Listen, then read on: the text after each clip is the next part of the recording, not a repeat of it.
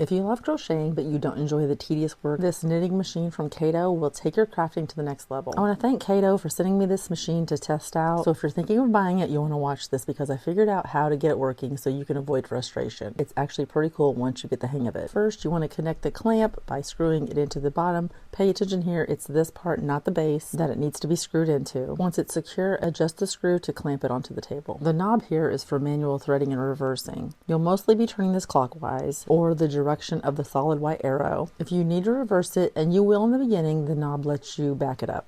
The manual was a little bit tricky to understand when it came to threading after hook 4. I wasn't sure what to do at first, so I'm going to show you step by step how to get this threaded. You got to run the thread through the hole first and then over the top in the groove. You can use the provided hook to thread the machine and add a little bit of a temporary weight to this until you get it all set up. Pass the yarn through the center, pull it to create some tension, and leave the hook on the yarn for now. So now you want to go ahead and unhinge all the hooks and don't close them. I was making the mistake of closing them up after I placed the yarn on them, and that is not the right thing to do. I think the hardest part is getting the right tension to keep the yarn on the hooks. Start with a lightweight yarn, at least until you get the hang of things. So you have to hook your yarn under the first hook, and you're going to start turning this clockwise or in the direction of the solid white arrow, if that helps. So you're going to skip the second hook, you're going to place it on the third hook, you're going to skip the fourth hook, and then you're going to put it under 5th, 6th, 7th, and 8th.